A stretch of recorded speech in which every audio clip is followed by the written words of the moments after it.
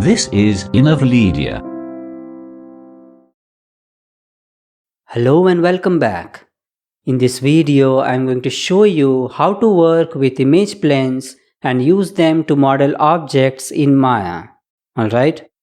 Now, you might be wondering, what are image planes? Image planes are actually images such as blueprints that we import into Maya for modeling objects exactly as given in the blueprints. We generally have a top view, front view, and a side view of a 3D object in the blueprint. But sometimes we also have a separate left and right view and a bottom view as well when there are details present on every side of the object. Alright? So, as soon as you have downloaded the blueprints of an object from the internet or you have created one on your own, you can copy them to the source images folder of your project so that everything stays inside one project folder. And then you have to import them one by one for each of the orthographic views in Maya. Let me first switch to the foreview. Here, under the View menu of Top View, go to Image Plane and click on Import Image. This will open up the Explorer, where you can select the image containing the top view of an object and click on Open. This will import the image and place it on ZX plane, which is our top view. The same thing has to be done for the front view as well. Go to View menu, then Image Plane and click on Import Image. Select the front view image and click on Open. Then go to View menu for the side view.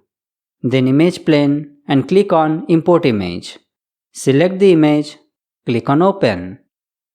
Now we can switch to the perspective view and rename these image planes to Image Plane Top, Image Plane Front, and Image Plane Side. Then move this side view to -20 in X direction, front view to -20 in Z direction, and top view to -20 in Y direction. We need this space so that we can create the model here. These image planes should not be on the grid in between of our object, so I moved them all away from this space. Now, all we have to do is select this image plane and click and drag on this Translate XYZ attributes to select them all. Right click on it and hold, and select this Lock Selected option. This will lock the image plane to prevent us from accidentally moving it while we try to move the components of our object. Alright? We can do this for all of the image planes within our scene. Now, I am going to model the ice cream using these reference lines on the image planes. First, let me create a cube. Then, change its X and Z value to 0 to move it to the center of the grid. Then go to Vertex mode and switch to the front view. And then I am going to select and move and scale these vertices in pairs to reposition them over these reference lines of ice cream. I am going to bring these vertices down to align with this bottom line and move these vertices up to align with this topmost line here. Then select all of the vertices and scale them in x-axis to align with these side lines of the ice cream.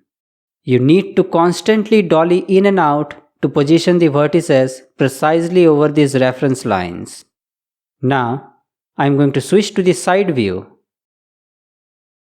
and scale up these vertices in z-axis to align with these side lines here. If I switch to the top view, you will see that all the edges or vertices are already aligned with these reference lines. Now, let me switch back to the perspective view and switch to the object mode. Then go to Modify menu and click on Center Pivot to move the pivot to its geometric center. Then press Ctrl+D to duplicate this bar and then move it little out of the original bar so that they do not overlap while selecting the vertices. Go to Vertex mode and switch to front view.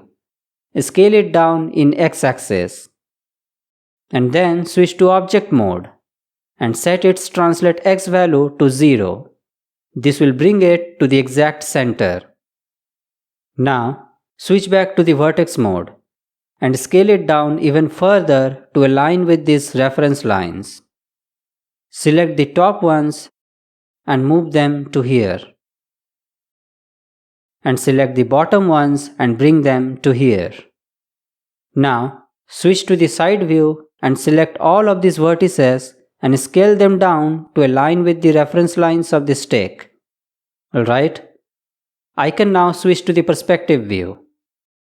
And then switch to the object mode and go to modify menu and click on center pivot to bring its pivot to center. Now what I am going to do is use the insert edge loop tool to insert few edge loops and then position the vertices to align with these reference lines.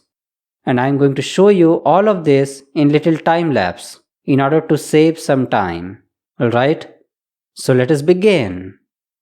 I am using multiple edge loops to equally divide the surface so that I can add more subtle variations along the perimeter. And moving the vertices in pairs to keep both the left and right sides equal. I need to do the same thing within all of the orthographic views. Add edge loops wherever required and reposition the vertices in pairs to align with the reference lines. Once all the vertices have been aligned in all of the 3 orthographic views, I can switch back to the object mode and select them and press number 3 to see the objects in smooth preview.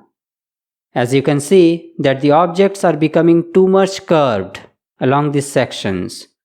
So I am going to add multiple edge loops to hold the surface and prevent it from becoming too much curved in those areas. I am using the scale tool to straighten the edge loops and using the move tool to reposition them as required. This will create nice and gentle smooth corners. Alright. Now if I select them and press number 3, you will see a quite acceptable model of an ice cream, exactly like in these blueprints. Once I am satisfied with the result, I can save the project file. Alright. So this is how we can work with image planes and use them to model objects in Maya. See you in the next video.